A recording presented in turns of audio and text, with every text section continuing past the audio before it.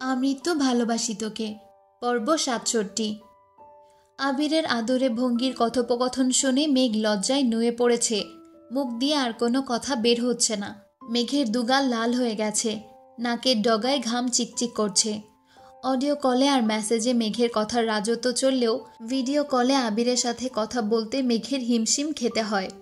গত ১.৫ বছরে আবির যতটা ভদ্র থাকার চেষ্টা করেছে, এই ২-৩ মাসে ভদ্রতা সেই মুখও সরে গেছে। সব বিধিনিষেধ ভুলে মেঘকে আপন করার এক বিচিত্র প্রচেষ্টা চলছে। আবিরের অব্যক্ত দৃষ্টি সর্বক্ষণ কিছু ব্যক্ত করতে চায়, আর সেই অবাঞ্ছিত দৃষ্টিতেই মেঘ বারংবার ঘায়েল হয়। আবিরের সাথে যতবার কথা হয়, কল কাটার আগে মেঘের শেষ কথা থাকে, আই মিস ইউ। আবিরকে কিছু বলার সুযোগ না দিয়েই কল কাটে প্রতিবার। মেঘের এমন কর্মকাণ্ডে নিঃশব্দে হাসা ছাড়া আবিরের আর কিছুই করার থাকে না। রাত ১১টার দিকে তানভীর বন্যার নাম্বারে কল দিল। আজ প্রথম কলটাই রিসিভ হলো। বন্যা মৃদুস্বরে বলল, আসসালামু আলাইকুম। ওয়ালাইকুম আসসালাম। জ্বর কমেছে? কিছুটা। ওষুধ খেয়েছ? জি। আপনি খেয়েছেন? না। বন্যা উদ্বিগ্ন কণ্ঠে বলল, এত রাত হয়ে গেছে এখনো খাননি কেন? একটা কাজের শহরের বাইরে আসছিলাম, অনেক রাত হয়ে গেছে, তেমন দোকানপাট খোলা নেই। দু একটা খোলা আছে, কিন্তু খাবারের মান তেমন ভালো না, তাই খেতে ইচ্ছে করেনি। সারা রাত না খেয়ে থাকবেন? তুমি হঠাৎ আমার খাবার নিয়ে এত চিন্তা করছো কেন? ঘটনা কি? আমার সামান্য জ্বর দেখেই আপনি সন্ধ্যায় যেভাবে ডাক্তার দেখাতে উতলা হয়ে গিয়েছিলেন, তখন কি আমি কিছু বলেছি? এটাকে সামান্য জ্বর বলে না বন্যা। ১০৩-১০৪ ডিগ্রি জ্বর কখনোই স্বাভাবিক না। তার থেকেও বড় কথা, এত জ্বর নিয়ে তুমি ঘুরতে বের হলে কোন বিবেকে? এই তোমার ম্যাচিউরিটি? আমি কখন বললাম আমি ম্যাচিউর? তাছাড়া আজ না বের হলে হয়তো জীবনের সেরা মুহূর্তটা মিস করতাম। মানে? কিসের সেরা মুহূর্ত? তেমন কিছু না, তবে অনেক কিছু। বনুর মতো তুমিও শুরু করো না প্লিজ। এমনিতেই খাইনি, মাথা ঘুরছে। তোমার কথা শুনে মনে হচ্ছে এখনই বেহুশ হয়ে যাব। কি হয়েছে বলো প্লিজ। বন্যা ফিসফিস করে বলল, আপু আসছে, বাই। বন্যা কল কেটে দিয়েছে। তানভীর থ মেরে বসে আছে। একটু পর আবিরকে মেসেজ দিল।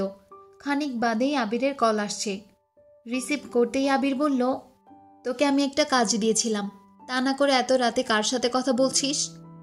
তানভীর স্বাভাবিক কণ্ঠে জানালো, বন্যার সাথে কথা বলছিলাম, আর তোমার কাজ শেষ করেই কথা বলছি। আমি তো তোমার মতো না যে সব কাজ ফেলে বইয়ের সঙ্গে প্রেম করতে লেগে যাব। দূর, বেশি কিছু বলতেও পারি না, কারণ বোনটা আমারই। আবির ঠাট্টার স্বরে শোধালো, এত রেগে আছিস কেন? কি হয়েছে ভাই? রেগে থাকবো না? একটা গুরুত্বপূর্ণ বিষয় নিয়ে আলোচনায় বসছি। সব কিছু ফাইনাল।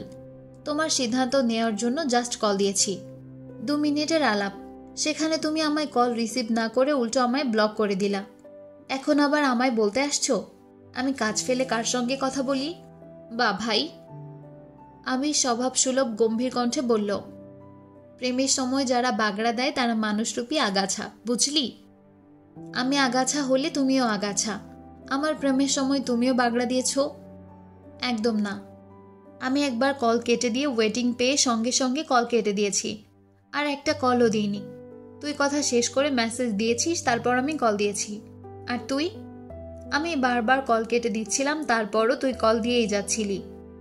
হয়েছে হয়েছে, আমি মানছি আমি আগাছা। শুধু তুমি না, সবার জীবনেরই আগাছা আমি।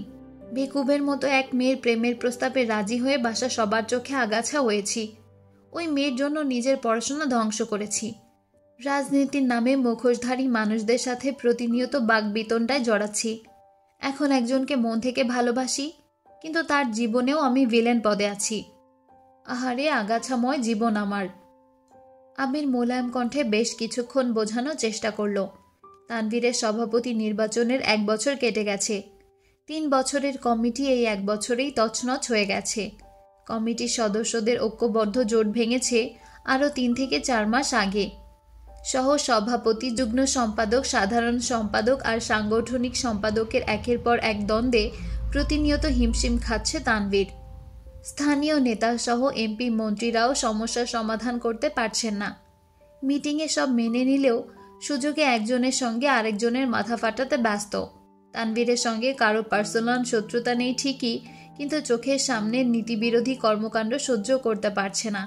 সেই সঙ্গে বন্যাকে নিয়ে আছে তার সুদূর চিন্তা ভাবনা। বন্যার পরিবারে বন্যার বাবা সরকারি চাকরিজীবী, বড় বোনও তাই। এমনকি বন্যার আত্মীয় স্বজন বেশিরভাগই সরকারি চাকরিজীবী। বন্যার আপুর জন্য সরকারি চাকরিজীবী ছেলে খোঁজা হচ্ছে। সেখানে বন্যা তার বোনের থেকেও বেশি ব্রিলিয়ান্ট, দেখতে শুনতে মাশাআল্লাহ। তাই স্বাভাবিকভাবে বলা যায় বন্যাকে বিয়ে দেওয়ার জন্য তানভীরের বিন্দুমাত্র যোগ্যতাও নেই। বন্যাদের বংশের কেউ কখনো রাজনীতি করেনি। সেখানে তানভীরদের বাসায় স্বয়ং আলী আহমদ খান এককালে এলাকার সুপরিচিত রাজনীতিবিদ ছিলেন। গ্রামের বাড়িতে এখনও অনেকে ওনাদের নেতা হিসেবেই চিনেন।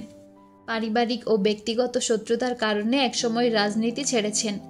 গ্রামের সাথে সম্পর্ক ছিন্ন করে ঢাকায় চলে আসেন। হয়তো বাবার রক্তে টানে কলেজ জীবনে আবিরও টুকটাক রাজনীতিতে জড়িয়েছিল, তবে পুরোপুরি জড়ানোর আগেই কলেজের এক স্যার আবিরকে বুঝিয়ে রাজনীতির চিন্তা ছাড়িয়ে পড়াশোনার প্রতি মনোযোগী করেন। আব্বু আর স্যারের কথা মেনে আবিরও রাজনীতি নিয়ে তেমন ভাবেনি। কিন্তু তানভীর আবিরের মতো না। ওই মেয়ের কারণে বাসায় যখন ঝামেলা হয়েছিল, তখন 2 থেকে 3 নেতা আলী আহমদ খান ও মোজাম্মেল খানকে বাজে কথা বলেছিলেন। সেখান থেকেই তানভীরের ভেতর জেদ কাজ করে, আর সে রাজনীতি করার সিদ্ধান্ত নেয়। রাজনীতি করতে না দিলেও পড়াশোনা করবে না বলে হুমকি দিয়েছিল। তখন তার বয়স কম ছিল, আর তানভীর এতটাই জেদি ছিল যে আবিরও তাকে মানাতে পারেনি। তাই বাধ্য হয়ে তানভীরকে বেশ কিছু শর্ত দিয়ে আবির রাজি করিয়েছিল। কয়েক বছরেই তানভীরের মন উঠে গেছে। কথায় কথায় মেঘের মুখে শুনেছে বন্যার রাজনীতি একদমই পছন্দ না। তাই ইদানিং তানভীরের মাথায় ভূত চেপেছে সে রাজনীতি ছেড়ে পড়াশোনা করবে, চাকরি নিয়ে বন্যাকে বিয়ে করবে। একটা সময় তানভীরের রাজনীতির জন্য আবিরকে প্রচুর বকা খেতে হয়েছিল, তবে এখন সবাই মোটামুটি স্বাভাবিক। তানভীরকে নিয়ে কারো কোনো মাথা ব্যথা নেই। অথচ তানভীর হুট করে সিদ্ধান্ত নিয়েছে যে এই অমার্জিত রাজনীতি আর করবে না। যেখানে এক কমিটির অন্তর্ভুক্ত সদস্যরা নৈতিকতা ভুলে একে অপরের সঙ্গে দাঙ্গায় জড়াতে পারে, সেই নোংরা রাজনীতিতে তানভীর থাকবে না। এমপি তানভীরের সঙ্গে কথা বলে বোঝানোর চেষ্টা করেছেন, কিন্তু সে তার জেদ থেকে এক চুলও নড়বে না। আবিরকে কল দেওয়ায় আবিরও নিরেট কণ্ঠে বলেছিল, আমার ভাই যা বলবে তাই হবে। আমি আমার ভাইকে খুব ভালোবাসি। ও যখন যা চেয়েছে আমি তাই দিয়েছি। ও রাজনীতি করতে চেয়েছে, আমি তাতে সাপোর্ট করেছি। আর এখন সে যে সিদ্ধান্ত নিয়েছে তাতেও সাপোর্ট করব, কারণ আমি আমার ভাইকে কারো প্রতিহিংসার আগুনে জ্বলতে দেখতে পারবো না। অতি সামান্য একটা বিষয় নিয়ে কমিটিতে যে দ্বন্দ্ব সৃষ্টি হয়েছে, তার প্রভাব যে আমার ভাইয়ের উপর পড়বে না তার কি গ্যারান্টি আছে? আজ নয়তো কাল কেউ যে আমার ভাইয়ের উপর অ্যাটাক করবে না তার কি নিশ্চয়তা আছে? এমপি আবিরকে বোঝাতে ব্যর্থ হয়েছেন। ওনাদের ইচ্ছে ছিল তানভীরকে সভাপতি পদে রেখে বাকি কিছু সদস্য যুক্ত করে জেলা ভিত্তিক করে নতুন কমিটি গঠন করে ফেলা, কিন্তু তানভীর রাজি না থাকায় নতুন করে আবারও সবকিছু করতে হবে। সেসব ভেবেই সবাই কিছুটা চিন্তিত। আগামী সপ্তাহে মিটিং ডাকা হয়েছে। সেদিন সবকিছু ঠিকঠাক হলে কমিটি ঠিক থাকবে, না হয় অফিসিয়ালি কমিটি বাতিল করা হবে। তানভীরের সেসবে চিন্তা নেই। আর তানভীরকে ব্যস্ত রাখতে আবির ইচ্ছে করে অফিসের কাজসহ বেশ কিছু কাজের জন্য তানভীরকে চাপে রেখেছে। দুপুর থেকে রাকিবের ফোনে রিয়া আর জান্নাত এক নাগাড়ে কল দিয়েই চলেছে। বাধ্য হয়ে 4টা নাগাদ রাকিব অফিস থেকে বেরিয়ে আসার উদ্দেশ্যে রওনা দিল। রিয়া আজ সারাদিন ধরে মেঘের জন্য রান্না করেছে, সেগুলোই রাকিবকে দিয়ে পাঠাবে। রিয়ার সঙ্গে সঙ্গে জান্নাতও বায়না ধরেছে মেঘের জন্য খাবার পাঠাবে। রাকিব এর কিছুই জানত না। অফিস থেকে এসে এত এত আয়োজন দেখে হতভম্ব হয়ে গেছে। কারণ জিজ্ঞেস করায় রিয়া বলেছে মেঘের আব্বু বিয়েতে রাজি হয়েছেন, সেই খুশিতে তাদের সামান্য আয়োজন। আবিরের আব্বু রাজি হলে বিশাল আয়োজন করবে। রিয়ার কথা শুনে রাকিব রীতিমতো আশ্চর্যান্বিত হয়ে গেছে। মেঘের আব্বু আবির মেঘের সম্পর্কে রাজি, এটা রাকিব জানে না, অথচ রিয়া জান্নাত জানে। এটা ভেবেই হতাশ হচ্ছে। ফ্রেশ হয়ে আবিরকে কল দিল। আবির কল রিসিভ করতেই রাকিব বলল, ভালোই তো, আজ শ্বশুরকে রাজি করিয়ে ফেলেছিস, কাল বাপকেও রাজি করিয়ে ফেলবি। পরশু বউকে নিয়ে বিদেশে পাড়ি জমাবি। এদিকে তোর যে রাকিব নামে একটা বন্ধু ছিল, সেটা বেমালুম ভুলে যাবি। বন্ধুত্বের সম্পর্ক ভেঙে দিবি। আবির দীর্ঘশ্বাস ছেড়ে বলল, 7 বছরের দূরত্বে যে বন্ধুত্ব ভাঙেনি, 5 মাসে সে বন্ধুত্ব কিভাবে ভাঙবে? আর শ্বশুর রাজি এটা তোকে কে বলেছে? জান্নাত আর রিয়া বলল। তারা এই খুশিতে সারাদিন ব্যাপী রান্না করেছে তোর বউকে খাওয়ানোর জন্য। মানে কি এসবের? মানে রাখ, আগে বল, তোর শ্বশুর কি আসলেই রাজি? কথা বলছিস তুই? তুই কি পাগল হইছিস? এমন কথা বললে উপায় আছে? একদিন রিয়্যাক্ট করেই চিন্তায় আছি। রাগে 6 মাসের হুমকি তো দিয়েছি ঠিকই, কিন্তু মানলে বিশ্বাস। কবে না সব ভুলে বিয়ের আলোচনা শুরু করে দেন। আর এখন যদি এখান থেকে এই কথা তুলি, দেখা যাবে কাল সকালেই মেয়েকে বিয়ের জন্য তোড়জোড় শুরু করে দিয়েছেন। জান্নাতকে কি বলছিস তাহলে? জান্নাতের সাথে মজা করেছি। সে কাল ভাবির মতো আচরণ করেছে, তাই আমিও দেবরের মতো দুষ্টামি করেছি। পুরোটা দুষ্টামি ছিল এমনটা নয়, কারণ আমার শ্বশুরের এমন আচরণ আমাকেও বেশ ভাবাচ্ছে। কেন, কি হয়েছে? আমি রাগ করে বাসা থেকে চলে যাওয়ার পর থেকে চাচ্চু অনেক শান্ত হয়ে গেছেন। মেঘের বিয়ের জন্য নিজেই উঠে পড়ে লেগেছিল, আবার নিজেই চুপ হয়ে গেছেন। এমন কেন করলো তা আমি জানি না, তবে সন্দেহ করছি। এত বছর আব্বুর সাথে আমার রেগুলার কথা হতো। চাচ্চুর সাথে 7 দিনে 1 দিন কিংবা 15 দিনে 1 দিনের 2 মিনিটের জন্য কথা হতো। অথচ এবার আমি এখানে আসার পর থেকে আব্বুর থেকে বেশি চাচ্চুর সাথে কথা হচ্ছে। রেগুলার দুবেলা করে উনি নিজেই ফোন দেন। এমন না যে শুধু প্রজেক্টের জন্য উনি চিন্তিত, এমনিতেই খোঁজ নেন কি করছি, খাচ্ছি কিনা ঠিক মতো, কবে ফিরবো, শরীর ঠিক আছে কিনা, আরও অনেক কিছু। আগে যেসব কথা আব্বু বলতো সেসব কথা এখন চাচ্চু বলেন। ওনার এমন আচরণে মাঝে মাঝে মনে হয় আমি আসার সময় ওনার মেয়েকে সাথে নিয়ে আসছি। ওনার মেয়েকে যেন সুখে রাখি, তার সাথে যেন ভালো ব্যবহার করি, সেজন্য 2 বার করে ফোন দিয়ে অ্যালার্ট করেন। ভালোই তো, উনি রাজি থাকলে তো টেনশনই করতে হবে না। আবির কণ্ঠ দ্বিগুণ ভারী করে বলতে শুরু করলো, ভাই, ওনাকে আমি বিন্দুমাত্র বিশ্বাস করি না। হতেও পারে 6 মাসের হুমকির জন্য এখন কিছুটা শান্ত আছেন। শুনেছি আব্বুর সাথে ঝামেলাও হয়েছে, তার জন্য হয়তো কিছুদিন চুপচাপ আছেন। যতদিন না বাসর করতে পারছি ততদিন পর্যন্ত আমি কাউকে বিশ্বাস করব না। বাসর রাতের পরদিন বলতে পারবো আমার শ্বশুর আমাকে মেনে নিয়েছে কিনা। রাকিব মুখ ফুলিয়ে শ্বাস ছেড়ে বলল, রিয়া আর জান্নাত যে খুশির ঠেলায় এত কিছু রান্না করলো, এখন কি আমি খেয়ে ফেলবো এসব? সোজা আমাদের বাসায় দিয়ে আসবি, আমার বইয়ের ভাগ থেকে কিছু একটা কমলে তোর কপালে শনি আছে। রাকিব মুচকি হেসে বলল, তুই এখনো আগের মতোই আছিস। মেঘকে নিয়ে সামান্য একটু মজা করলেও যেভাবে রিয়্যাক্ট করিস, আমার ভয়ই হয়। যেদিন বাসায় মেঘের কথা বলবি সেদিন ঠিকই হবে। কি আর হবে, আব্বুরা উল্টাপাল্টা করলে মেঘের হাতটা ধরে সোজা বাসা থেকে বেরিয়ে যাব। মেঘ যেতে না চাইলে কোলে নিয়ে চলে আসব। এটাই তো চাই, মেঘকে নিয়ে সোজা আমাদের বাসায় চলে আসিস। সেসব পরে দেখা যাবে, এখন রাখি, বের হতে হবে। আচ্ছা ঠিক আছে। রাকিব আর আরিফ খাবার নিয়ে একসঙ্গে মেঘদের বাসার উদ্দেশ্যে রওনা দিল। গেটের ভেতর খোলা জায়গায় মিম আর আদি ক্রিকেট খেলছিল। মেঘও এতক্ষণ এখানেই ছিল, কেবলই ভেতরে গেছে। আদি বোলিং করছে আর মিম ব্যাটিং করছে। রাকিবের হাতে সব খাবার। ভেতরে ঢুকে আদিদের খেলতে দেখে তাড়াতাড়ি চলে গেছে। পেছনে ছিল আরিফ। গেটের ভেতর পা রাখতেই বল এসে ঠাস করে ঠোঁটের উপর লাগছে। একটুর জন্য নাকটা বেঁচে গেছে। আরিফ ব্যথায় আর্তনাদ করে উঠল, মাথা চক্কর দিয়ে উঠেছে। এদিকে মিম ব্যাট ফেলে দৌড়। আদি কি করবে বুঝতে না পেরে মেঘকে ডাকতে ছুটল। আরিফ চোখে অন্ধকার দেখছে, ব্যথা সহ্য করতে না পেরে এখানেই বসে পড়েছে। রাকিব ভেতর থেকে আরিফকে 2 বার ডেকেছেও, কিন্তু মালিহা খানের সাথে কথা বলতে ব্যস্ত হয়ে যাওয়ায় বেরিয়ে এসে দেখতেও পারেনি। আদি মেঘকে বলতেই মেঘ দ্রুত ছুটে এসেছে।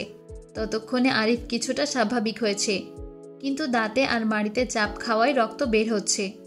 মেঘ দৌড়ে এসে আরিফকে তুলে সাপ্লাইয়ের কাছে নিয়ে গেল। চোখে মুখে পানি দিয়ে আরিফকে ভেতরে ডেকে নিয়ে গেছে। মেঘ ফ্রিজ থেকে বরফ বের করে ঠোঁটের উপর লাগাচ্ছে। কিছুক্ষণের মধ্যেই জায়গাটা ফুলে গেছে। মিম বেশ কিছুক্ষণ পর নিচে আসছে। শীতল চোখে আরিফের দিকে তাকিয়ে আছে। অন্য সময় ইচ্ছেকৃত ব্যথা দিলেও মিম আজ ইচ্ছে করে কিছুই করেনি। মিম ভেবেছিল রাকিব ভাইয়া একাই এসেছেন, তাই রাকিব ভাইয়া ভেতরে চলে যাওয়ার পর আবার খেলতে শুরু করেছিল। মিম আর আদি চুপচাপ মাথা নিচু করে দাঁড়িয়ে আছে। রাকিব আরিফের পাশে সোফায় বসে আছে। আলী আহমদ খান বাসায় ফিরে আরিফের অবস্থা দেখে চিন্তিত স্বরে জানতে চাইলেন, কি হয়েছে তোমার? আরিফ সত্যি কথা বলতে গিয়েও থেমে গেল। মিমের শীতল চোখ দুটো আর অসহায়ের মতো চাহনি দেখে আরিফ আস্তে করে বলল, তেমন কিছু না বড় মামা। আলী আহমদ খান ভারী কণ্ঠে বললেন, বসো, আমি আসছি। মিম ভয়ে আরো বেশি সিটিয়ে পড়েছে। বড় আব্বু জোর গলায় জিজ্ঞেস করলেই আরিফ বলে দিবে। বড় আব্বু জানতে পারলে ওদের যে কি হাল করবে সেই ভেবে মিমের হাত পা কাঁপছে। কিছুক্ষণ পর তানভীর আসছে। রাকিব তানভীরের সাথে কথা বলতে বলতে তানভীরের রুমে চলে গেছে। মেঘ রান্নাঘরে শরবত করছে আর মালিহা খান ওদের জন্য নাস্তা রেডি করছেন। মিম সেখান থেকে এক গ্লাস শরবত নিয়ে আরিফের কাছে গেল। মিম চোখ নামিয়ে শীতল কণ্ঠে বলল, সরি, আমি আপনাকে সত্যিই দেখিনি। হুট করে এসে ঢুকেছেন, আর বলটাও সেই সময়ই লেগেছে।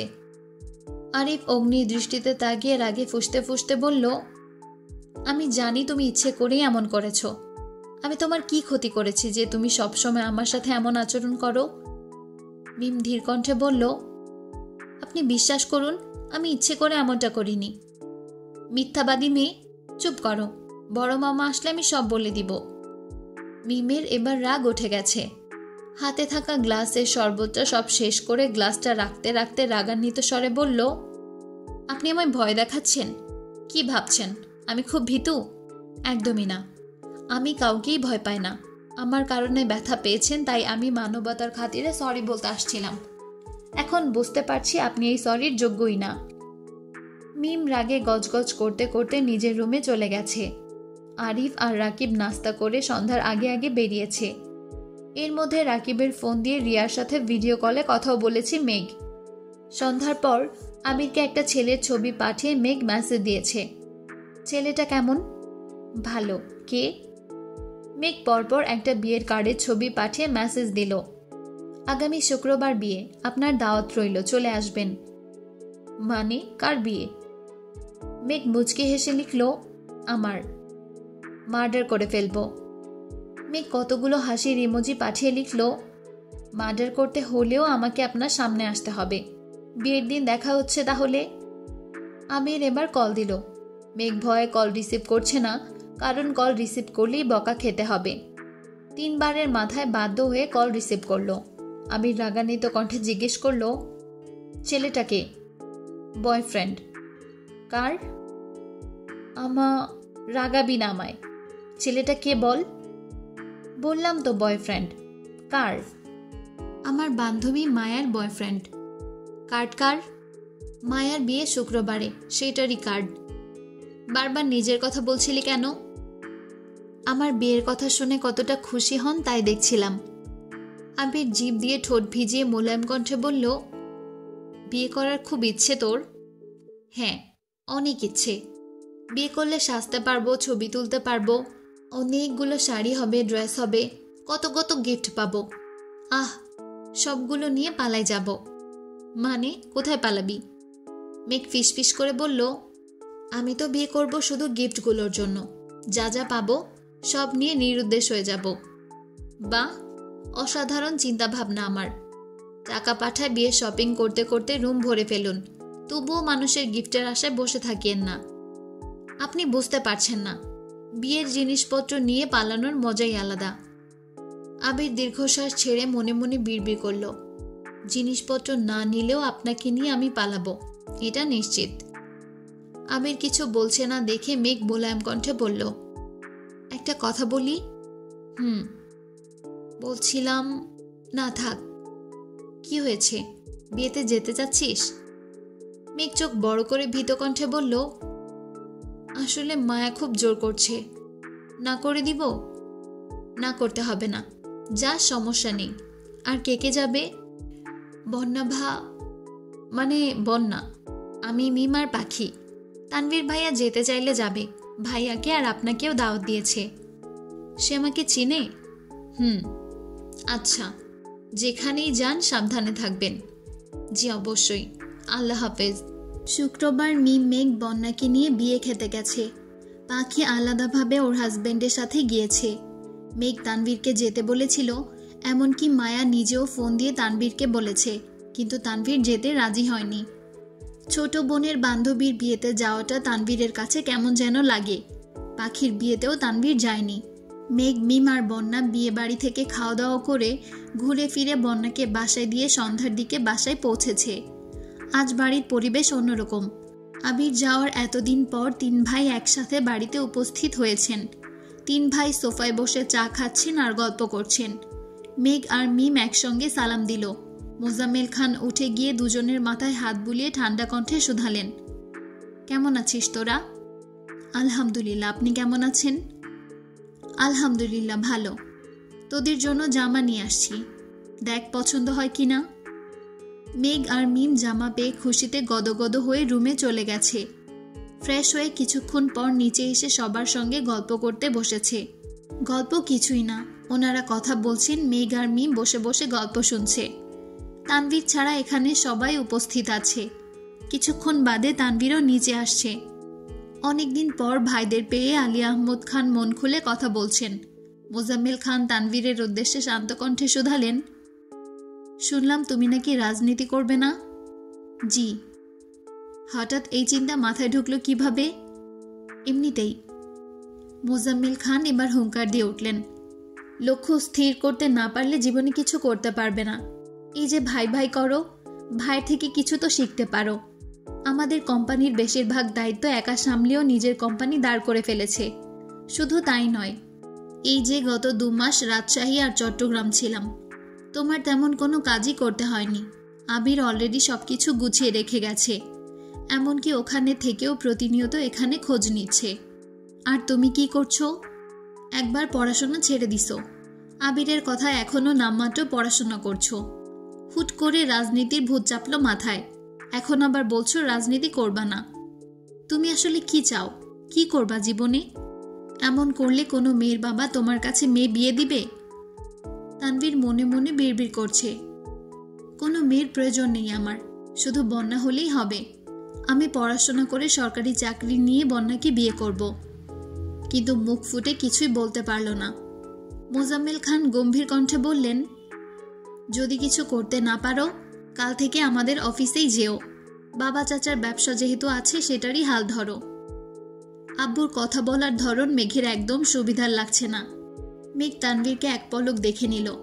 তানভীর মাথা নিচু করে চুপচাপ দাঁড়িয়ে আছে। আব্বু বড় আব্বুর সামনে কথা বলার স্বভাব তানভীর আবির কারোরই নেই। মেঘ কপট রাগী স্বরে বলল, ভাইয়া অফিসে যাবে না, পড়াশোনা করে চাকরি নিবে। মোজাম্মেল খান মেকি স্বরে বললেন, তোমার ভাই করবে চাকরি? মেঘের মন খারাপ হয়ে গেছে। তানভীরের দিকে তাকিয়ে আছে। নিজের উপর কনফিডেন্স নিয়ে বন্যাকে প্রপোজ করেছে মেঘ। বন্যার ইচ্ছা অনিচ্ছা সবটাই মেঘ জানে। বন্যার আব্বু স্ট্রং মেন্টালিটির মানুষ। উনি যদি একবার মন স্থির করেন সরকারি চাকরিজীবী ছাড়া মেয়েকে বিয়ে দিবে না, তাহলে আর কোনোদিন ওনাকে রাজি করানো সম্ভব না। তাই আগে থেকেই ভাইকে প্রস্তুত করতে হবে। মেঘ তানভীরের দিকে তাকিয়ে কাঁদো কাঁদো কণ্ঠে বলল, ভাইয়া চাকরি করবে, ভাইয়াকে কেউ কিছু বলবা না। ভাইয়া ব্যবসা করবে না, চাকরি করবে। তানভীর বিস্ময় চোখে মেঘের দিকে চেয়ে আছে। মেঘ ফোপাতে ফোপাতে রুমে চলে গেছে। মনের বিরুদ্ধে কিছু ঘটলেই অভিমানী মেঘের বুক খুঁড়ে কান্না আসে। মোজাম্মেল খান তানভীরের দিকে তাকিয়ে গম্ভীর কণ্ঠে বললেন, তোমাকে নিয়ে ওরা আমার থেকেও বেশি কনফিডেন্স, অথচ তুমি কি দাম দিচ্ছ? আমি নিজের কারণে আজ পর্যন্ত যতবার কাঠগড়ায় দাঁড়িয়েছে তার থেকেও কয়েক গুণ হাজার বেশি তোমার জন্য দাঁড়িয়েছে। আমার এইটুকু মেয়েটা পর্যন্ত তোমার জন্য কান্না করছে। তুমি কি এগুলো বুঝো? তোমার কি উচিত না ওদের মুখে একটু হাসি ফোটানো? আলী আহমদ খান কোমল কণ্ঠে বললেন, বাদ দে, বাসায় ফিরে ছেলেটাকে না বকলে কি তো শান্তি লাগে না? মোজাম্মেল খান চিন্তিত স্বরে বললেন, তোমার তো চিন্তা নেই, একমাত্র ছেলে, তাও আবার প্রতিষ্ঠিত। আবির কি তোর ছেলে না? আবির আমার ছেলের মতো, কিন্তু তানভীর আমার ছেলে। ওর ভবিষ্যৎ নিয়েই আমাকে ভাবতে হবে। আলী আহমদ খান হুঙ্কার দিয়ে উঠলেন, ছেলে মেয়েদের মাঝে বিবাদ সৃষ্টি করিস না। আবির, তানভীর, মেঘ, মিম আদি প্রত্যেকেই আমাদের সন্তান। কেউ কারোর থেকে বেশি আদরের না, সবাই সমান। বাঘ বিতণ্ডা চলল কিছুক্ষণ। আলী আহমদ খান তানভীরকে রুমে চলে যেতে বলেছেন।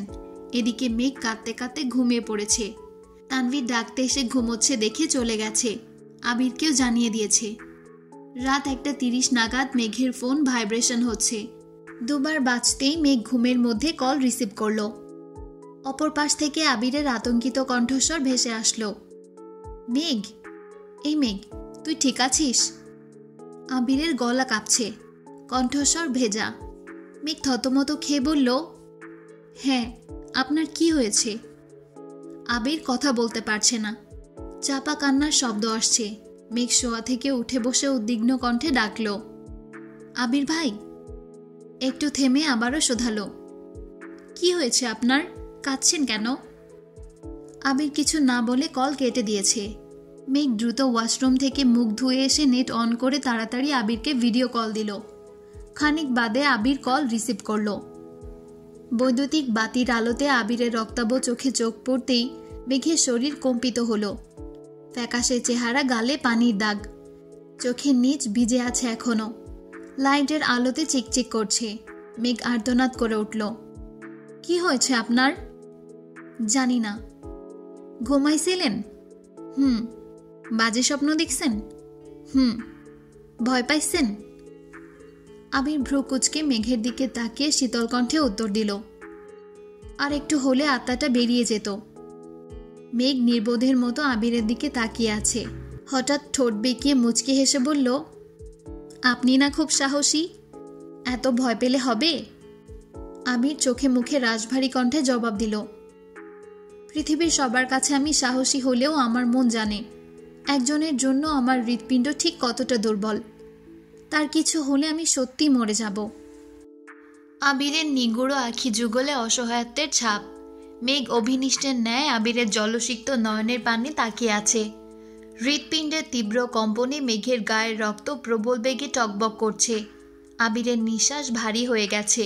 অনবরত তিরতির করে কাঁপছে ঠোঁট। মাথা থেকে ঘামের রেখা কপালের পাশ বেয়ে গড়িয়ে পড়েছে। আবিরের শীতল দুচোখ মেঘের অভিমুখে।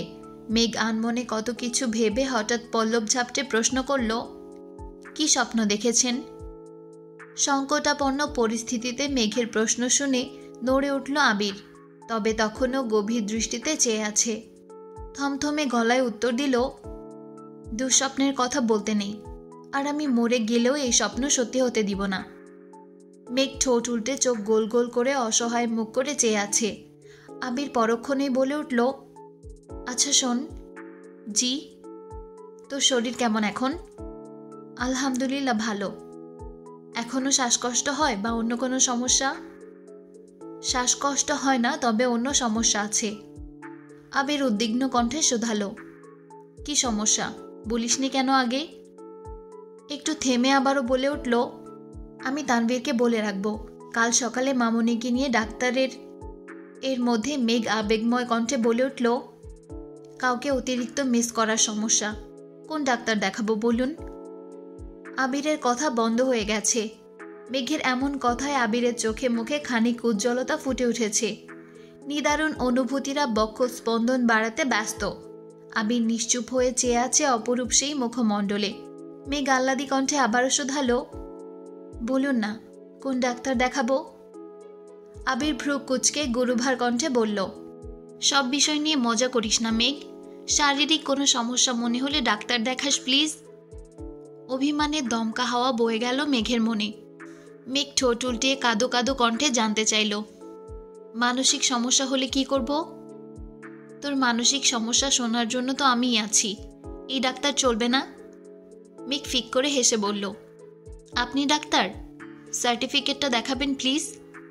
আবির সরু চোখ করে বলে উঠল, সার্টিফিকেট না হয় দেশে ফিরেই দেখালাম। টুকটাক কথা চলল কিছুক্ষণ। আবিরের মন ভালো করতে অল্প স্বল্প দুষ্টামিও করেছে মেঘ, কিন্তু আবিরের মন ভালো হওয়ার বিন্দুমাত্র লক্ষণ পরিলক্ষিত হচ্ছে না। এদিকে রাত গভীর হচ্ছে। ঘুমে মেঘের চোখ বন্ধ হয়ে আসছে। মেঘ নিজের প্রতি ক্ষুব্ধ হচ্ছে। আবির আজ খুব মনোযোগী। মেঘ যা জিজ্ঞেস করছে সবেতেই তার আদর মাখা উত্তর রেডি। এই অপরূপ মুহূর্ত রেখে ঘুমানোর বিন্দুমাত্র ইচ্ছে নেই মেঘের। কিন্তু চোখ যেন মেঘের ইচ্ছেকে পাত্তাই দিচ্ছে না। আবিরের কথার মাঝে ঘুমের আবেশে বারবার চোখ বন্ধ হয়ে যাচ্ছে। বিষয়টা খেয়াল করে আবির অত্যন্ত নমনীয় স্বরে জিজ্ঞেস করল, ঘুম পাচ্ছে? মেঘ চোখ বড় করে তাকিয়ে জবাব দিল, কই না তো। আবির মলিন হেসে বলল, জোর করে কথা বলতে হবে না, আমি পালিয়ে যাচ্ছি না, ঘুমান। ঘুম চলে গেছে। কে চলে গেছে কে যায়নি সেটা পরে দেখছি, আপাতত কল কেটে ফোনটা পাশে রেখে চোখ বন্ধ করুন। মেঘ আতকে উঠে চাইল আবিরের অভিমুখে। হৃৎপিণ্ড ছুটছে দিকবিদিক, হৃৎপিণ্ডের পিটপিট শব্দ বেড়েই চলেছে।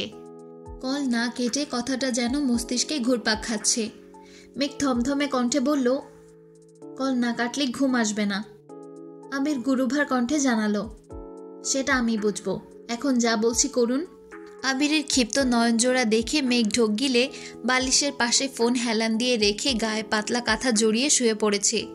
মেঘ মুখ ফুলিয়ে শ্বাস ছেড়ে শীতল কণ্ঠে বলল, কল কাটবেন কখন? আমার লজ্জা লাগছে। আবিরের নিরুদ্যম কণ্ঠের জবাব, লজ্জা লাগছে যেহেতু চোখ বন্ধ করে রাখ। বেশরমের মতো তাকিয়ে থাকতে কে বলেছে? মেঘ চোখ মুখ কুঁচকে কণ্ঠ ভারী করে বলল, আপনি এটা বলতে পারলেন? আবির গম্ভীর গলায় বলল, চোখ বন্ধ, আর একবার চোখ খুলে খবর আছে। মেঘ চোখ বন্ধ করে কাটকাট গলায় জানালো, আপনি কিন্তু নিজ দায়িত্বে কল কেটে দিবেন। আবিরের আর কোনো জবাব এলো না। বৈদ্যুতিক বাতির আলোতে আলোকিত রুমে ফ্যানের বাতাসে মেঘের চুলগুলো অনবরত উঠছে। আবির অবাক লোচনে সেই দৃশ্য দেখতে ব্যস্ত। মেঘের মুখের প্রতিটা পশম সূক্ষ্ম নেত্রে পরখ করছে আবির। মেঘের ফর্সা কপলের নিকষ কালো তিলটা খুব বেশি আকৃষ্ট করছে। আবিরের হৃদয় কেঁপে উঠেছে, শরীর জুড়ে অজানা শিহরণ। কিছু সময়ের মধ্যে মেঘের নিঃশ্বাসের শব্দ জোরালো হলো। রাত 2:17।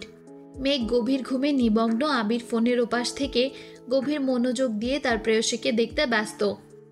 ভোরের মৃদু আলো আর বৈদ্যুতিক বাতির আলোতে মেঘের রুম ঝলমল করছে, চোখে আলো লাগছে। মেঘ ঘুমের মধ্যেই ভ্রুকুচকে নড়ে উঠল। কপালে হাত রেখে চোখ ঢাকার চেষ্টা করল, কিন্তু পারল না। দীপ্ত আলোর চিত্তদাহে বিরক্ত হয়ে কপালে কয়েক স্তর ভাঁজ ফেলে অল্প বিস্তর চোখ মেলল মেঘ। ঘুম ঘুম চোখের কোণে ফোনে নড়ে ওঠা কারো অবয়ব ভেসে উঠল। মেঘ তৎক্ষণাৎ ঘাড় কাত করে স্পষ্ট চোখে তাকালো সেদিকে। সঙ্গে সঙ্গে মেঘের সমস্ত শরীর শিউরে উঠল। বালিশে হাত রেখে তার উপর মাথা রেখে আবির নিগুড় দৃষ্টিতে মেঘের দিকে চেয়ে আছে। ঠোঁটে লেগে আছে মায়াবী হাসি। আবিরের উস্কো খুস্কো চুল, গাল ভর্তি চাপদাড়ি আর নেশাক্ত দৃষ্টি দেখে শোভিত পুরুষের সুষুপ্ত আদলের মোহে ডুবে গেছে। আবির ভাঙা ভাঙা কণ্ঠে বলল, গুড মর্নিং স্প্যারো। আবিরের ভাঙা ভাঙা কণ্ঠস্বর কানে বাজতেই দুর্বেদ্য আবেশে চোখ বন্ধ করে ফেলল মেঘ। এই দৃষ্টির কণ্ঠস্বরে মেঘের অন্তরাত্মা পর্যন্ত কেঁপে উঠেছে। চোখ খুলে রাখার বিন্দু পরিমাণ শক্তি অবশিষ্ট নেই। আবির তখনও নিষ্পলক চোখেই তাকিয়ে আছে। আবির একগাল হেসে শান্ত কণ্ঠে শোধালো, ঘুম ভালো হয়নি? আমি এসে পর্দা টেনে দিয়ে যাব? মেঘ এবার সর্বশক্তি দিয়ে সাফ তাকিয়ে উদ্বিগ্ন কণ্ঠে শোধালো, আপনি কি সারা রাত ঘুমাননি? না। কেন?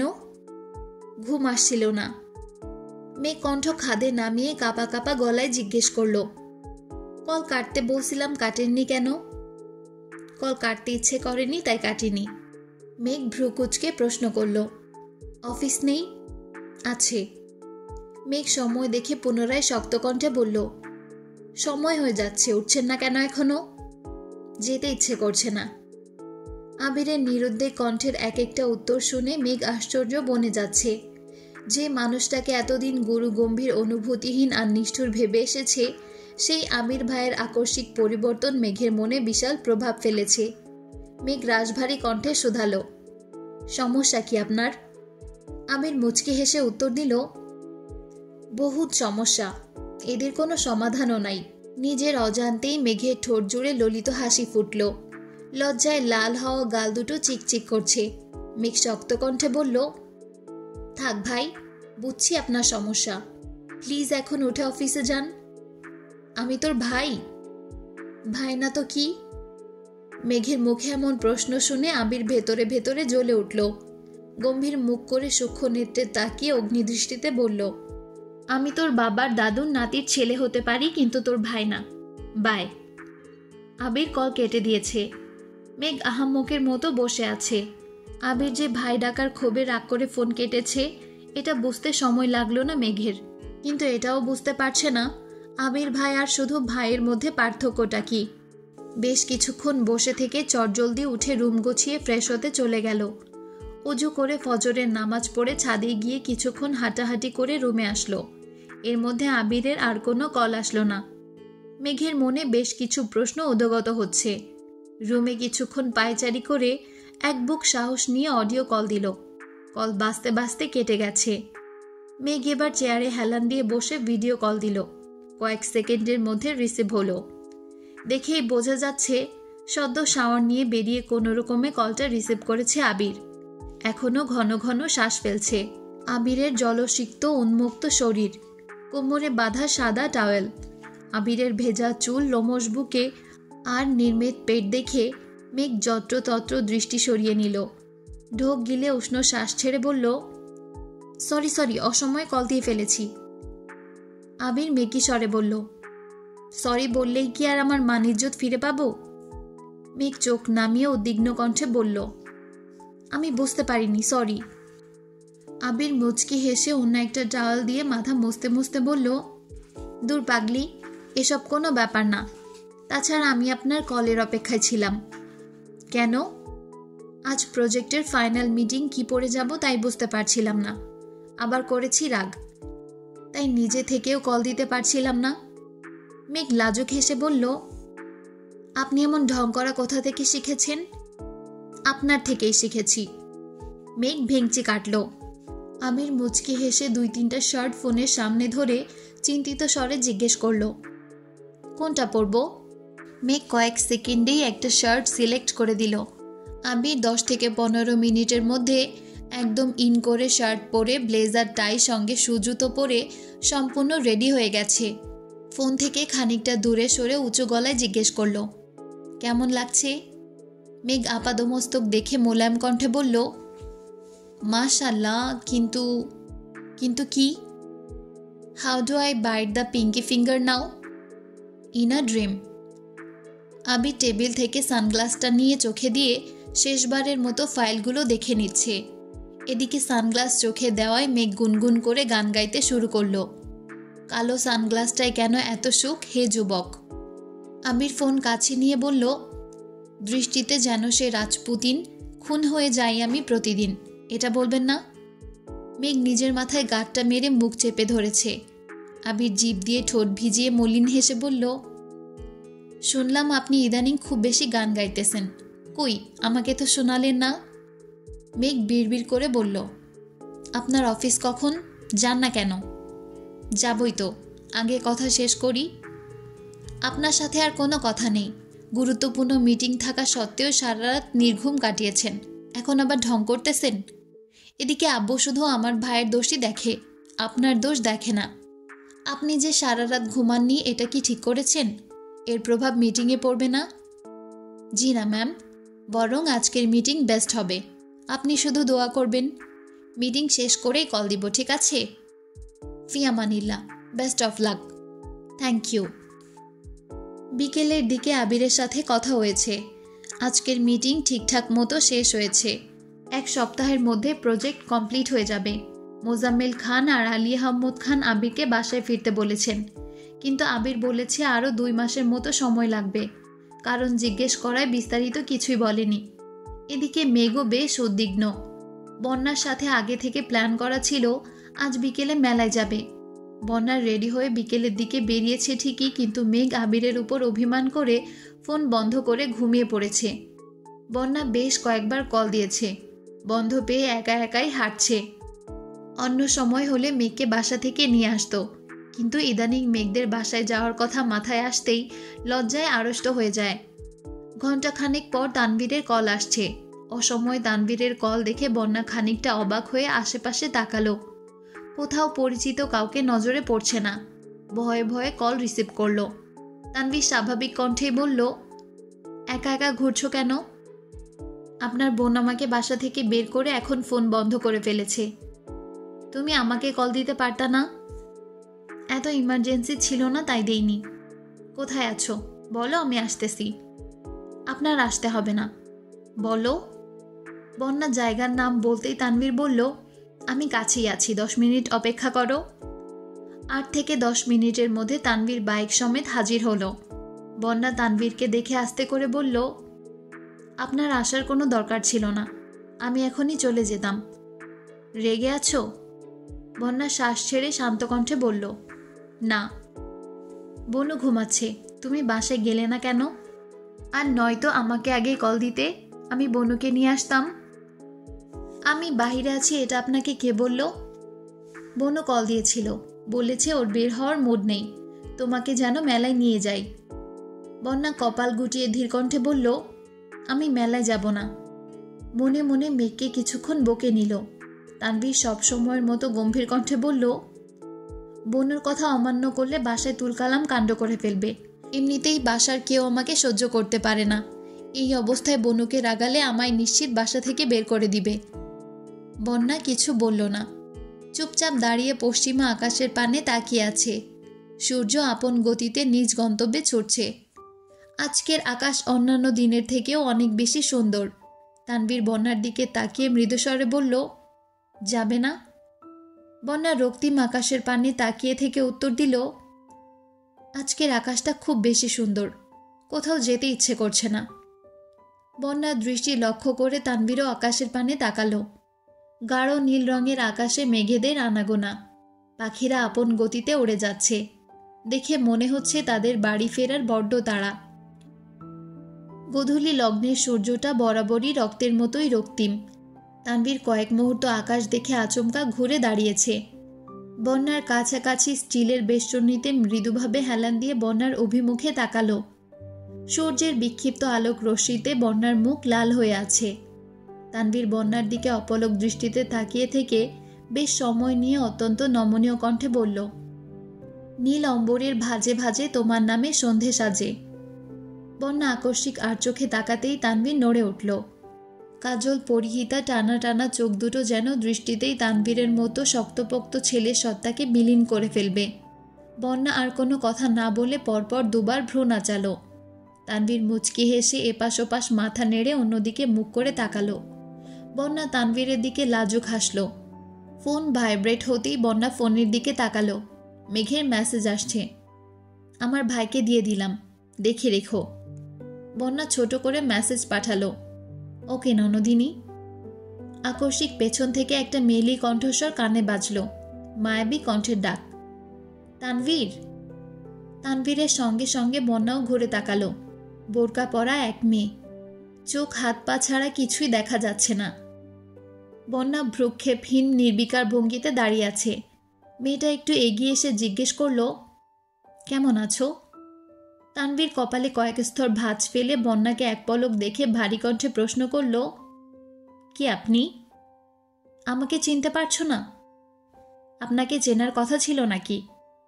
মেয়েটা এবার চোখ নামিয়ে শীতল কণ্ঠে বলল, আমি আয়শা, চিনতে পেরেছ?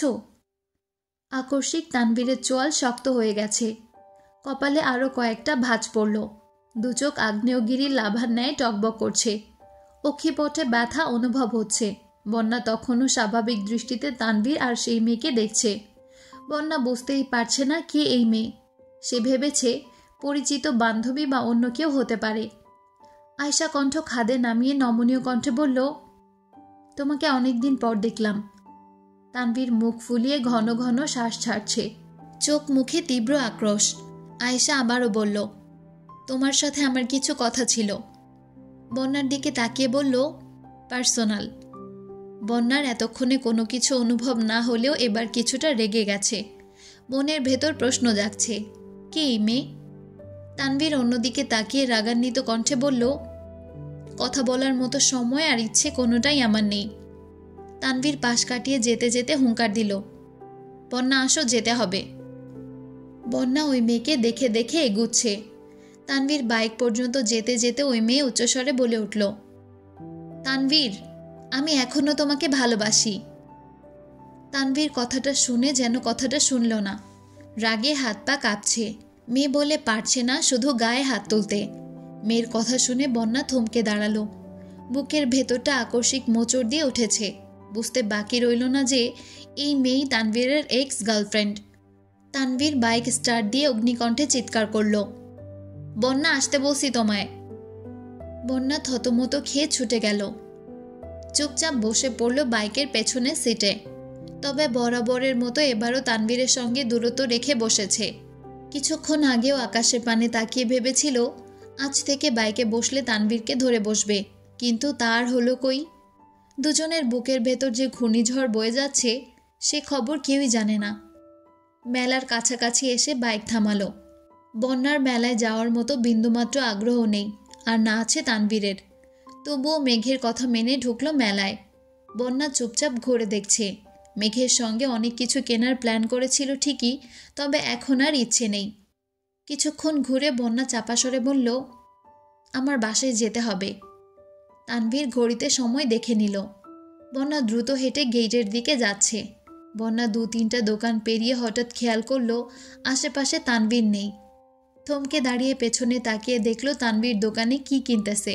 বন্যাকে দাঁড়িয়ে থাকতে দেখে দ্রুত এগিয়ে এসে বলল, তোমাকে ডাকছিলাম, তুমি শোনোনি? সরি। বন্যা আবারও হাঁটা শুরু করলো।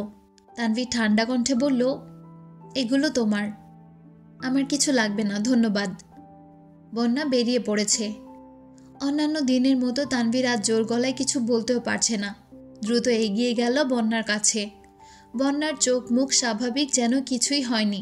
শান্ত কণ্ঠে বলল, আমি এখান থেকে রিক্সা নিয়ে যেতে পারবো, কিন্তু আমি তোমাকে একা ছাড়তে পারবো না।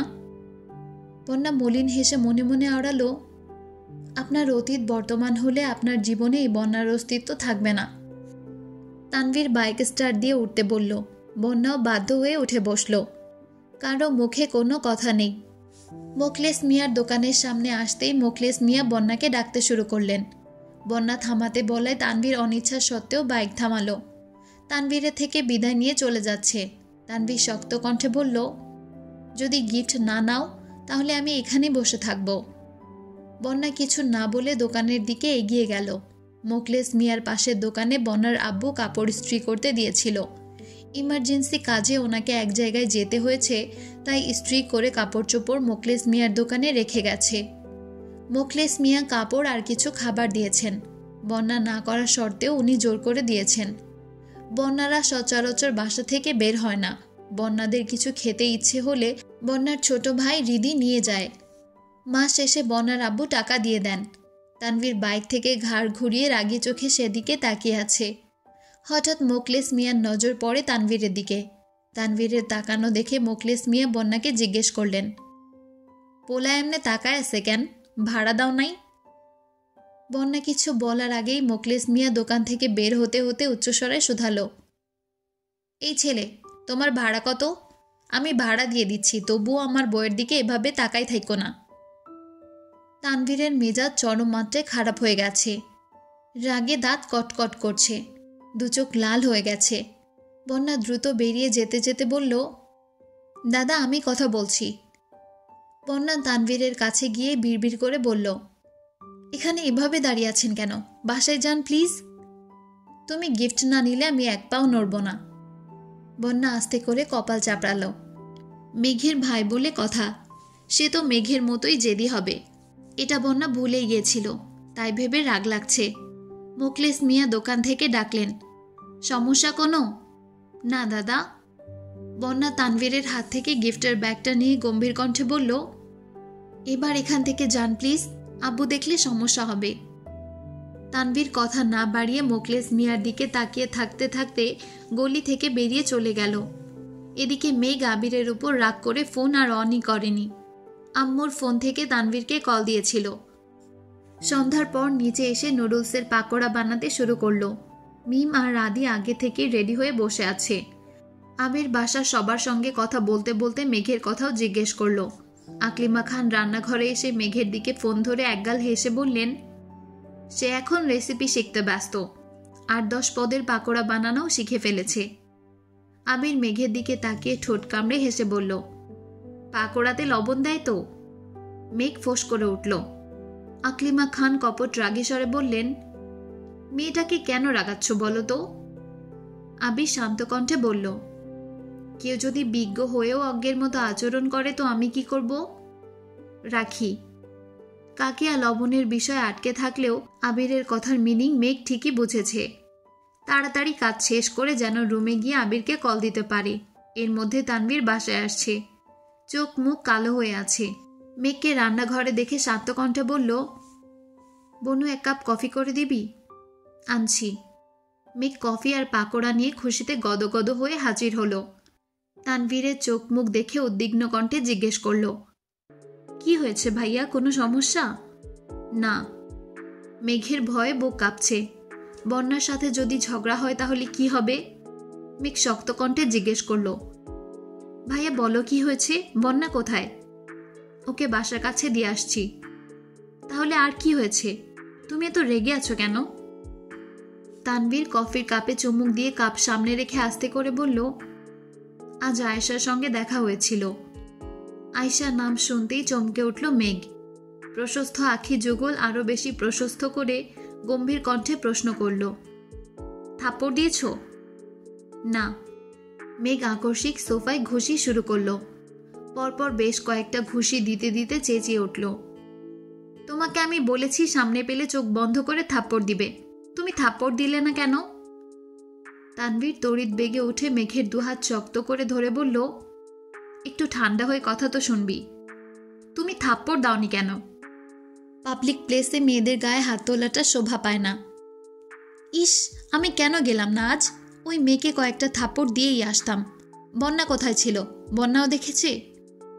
বন্যা সাথেই ছিল, কিন্তু কিছু জিজ্ঞেস করেনি। মেঘ দীর্ঘশ্বাস ছেড়ে বিড়বিড় করে বলল, শেষ, আমার সব শেষ। তানভীর সূক্ষ্ম নেত্রে তাকিয়ে জিজ্ঞেস করল, বিড়বিড় করছিস কি? কিছু না, হাত ছাড়ো, রুমে যাব। ঘুষাঘুষি করবি না তো? ঘুষাঘুষি করে নিজের হাত ভেঙে কি করব? যার নাক মুখ ভাঙা দরকার তারটাই যদি না ভাঙতে পারি। বুঝছি, তুমি কিছু পারবা না, আবির ভাইকে বলতে হবে। তানভীর হাত ছেড়ে ভীত কণ্ঠে বলল, প্লিজ ভাইয়াকে এখন কিছু বলিস না।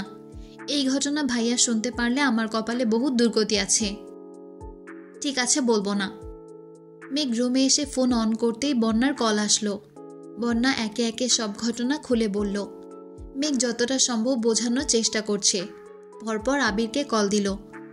আবির কল রিসিভ করে শক্ত কণ্ঠে ধমক দিল, এই মেয়ে, তুই এত নির্বোধ কেন? আমি কি করেছি? কথা না শুনে না বুঝেই ফোন বন্ধ করে বসে আছিস। কি শুনবো আর কি বুঝবো?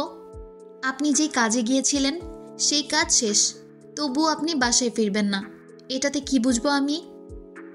আমি শুধুমাত্র প্রজেক্টের কাজে এতদিনের জন্য এত দূর আসিনি। বাংলাদেশে টানা 3 প্রজেক্ট করলে এটার সমান বেনিফিট পেতাম। সব ছেড়ে এখানে এসে পড়ে থাকতাম না।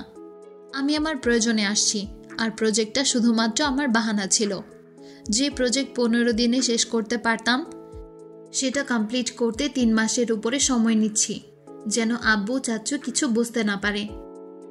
আপনি কেন গিয়েছেন? কি প্রয়োজন আপনার? আমার টাকার প্রয়োজন। মেয়ে কপাল কুঁচকে বলল, আপনার কত টাকা প্রয়োজন? আপনি আমাকে একটা ক্রেডিট কার্ড দিয়েছিলেন, মনে নেই? ওইটাতে অনেক টাকা আছে। আপনি এখান থেকে টাকা নিতে পারতেন, আমার এত টাকা লাগেই না। আমির মুচকি হেসে বলল, ওইটা শুধুমাত্র তোর, আর ওখানে প্রতি মাসে একটা নির্দিষ্ট অ্যামাউন্ট পাঠানো হচ্ছে শুধু তোর জন্য। তোর যা ইচ্ছে হয় কিনিস, আরও বেশি কিছু প্রয়োজন হলে একবার জানাস শুধু। আমার টাকার বিশেষ কোনো প্রয়োজন নেই, আপনি এগুলো নিয়ে যান, তবুও চলে আসেন প্লিজ। আবির শ্বাস ছেড়ে শীতল কণ্ঠে বলল, কেন বুঝতে পারছিস না? আমার লাখ টাকার প্রয়োজন না, আরও বেশি প্রয়োজন। তাহলে কত প্রয়োজন? কোটি। হোয়াট? কোটি টাকা দিয়ে আপনি কি করবেন? দরকার আছে। এত টাকা কে দিবে আপনাকে? আমার টাকা আমি নিতে আসছি, কে দিবে আবার কি? এখানের স্থানীয় এক ফ্রেন্ডের বাবা বড় বিজনেসম্যান। ওনার কথা মতো আমার 2জন স্টুডেন্ট থাকাকালীন ছোট ছোট বেশ কয়েকটা কোম্পানিতে শেয়ার কিনেছিলাম, যদিও সব কিছু উনিই ম্যানেজ করেছিলেন। আমি দেশে যাওয়ার আগে সবগুলো শেয়ারের অ্যামাউন্ট একসাথে করে আঙ্কেলের কোম্পানিতে একটা শেয়ার কিনে গিয়েছিলাম, কারণ আমার কাছে ওনারাই একমাত্র বিশ্বস্ত মানুষ ছিলেন। এখন আমার টাকার প্রয়োজন। আঙ্কেলকে জানানোর পর আঙ্কেল এখানে আসতে বললেন। কোম্পানির বেশ কিছু কাজ পেন্ডিং আছে, সেগুলো কমপ্লিট করতে পারলে আমি যত আশা করছি তার থেকেও অনেক বেশি দামে শেয়ারটা বিক্রি করতে পারবো। তানভীর আর রাকিব ব্যতীত এই কথা আর কেউ জানে না। আজ তোকে বলছি। আব্বু চাচু এসব জানতে পারলে কিভাবে রিয়্যাক্ট করবেন আমি জানি না, তাই প্রজেক্টের নাম করে এখানে আসছি। মেঘ সব কথা শুনে রাজভারী কণ্ঠে বলল, শেয়ারটা বিক্রি না করলে হয় না?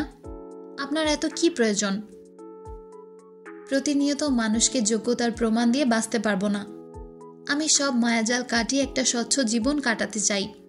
জীবন চালাতে ঠিক যতটা প্রয়োজন ততটা আমার ইনকাম করতে পারলেই হবে। আমি শুধু মানসিক শান্তি চাই।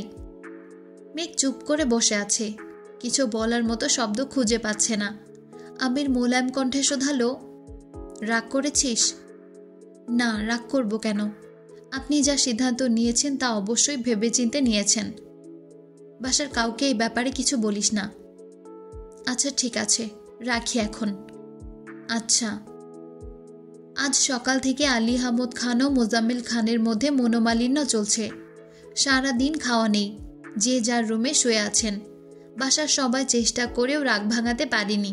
দুপুরের পরপর ফুপ্পি, জান্নাত আপু, আইরিন আর আসিফ ভাইয়া আসছে। আজ ইচ্ছে করেই আরিফ আসেনি। প্রতিনিয়ত মিমের সাথে ঝগড়া করতে ভালো লাগে না তার।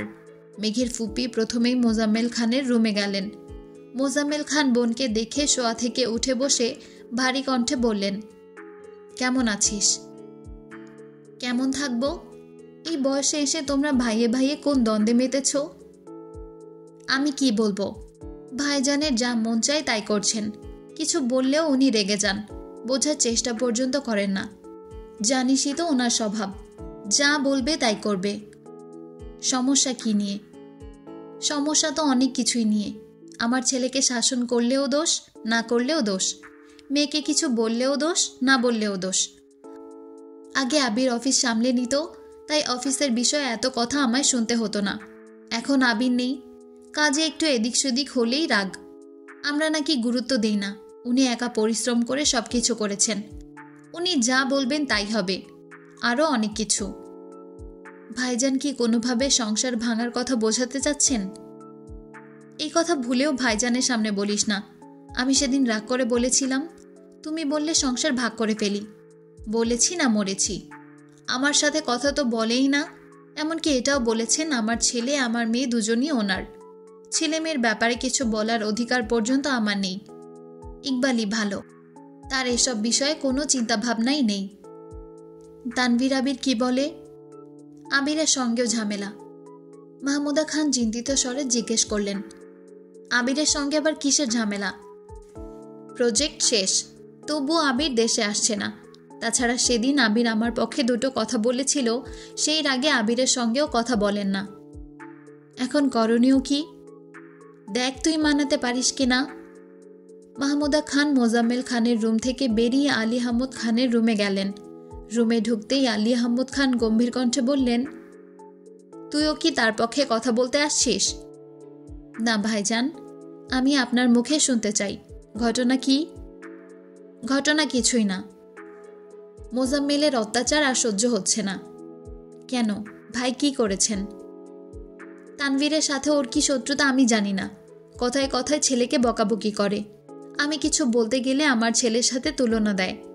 আমার ছেলে প্রতিষ্ঠিত হয়ে গেছে, ওর ছেলে বেকার, কিছুই ঠিকমতো করতে পারছে না। কোথায় আমি আমার ছেলে নিয়ে গর্ব করব? উল্টো সে গর্ব করে। সে সারাক্ষণ আমার পেছনে লাগে। এই যে ছেলে মেয়েগুলোর মধ্যে দ্বন্দ্ব লাগাচ্ছে, ওরা কি সারা জীবন একসাথে থাকতে পারবে? আমি এই জন্য সেদিন রাগে বলেছিলাম, ওর মতো চিন্তা ভাবনা আমার থাকলে আমি একা এই সংসারটাকে এতদূর টানতে পারতাম না। এই সংসার আমার, এখানে আমার অধিকার সবচেয়ে বেশি। আমি যা বলবো তাই হবে।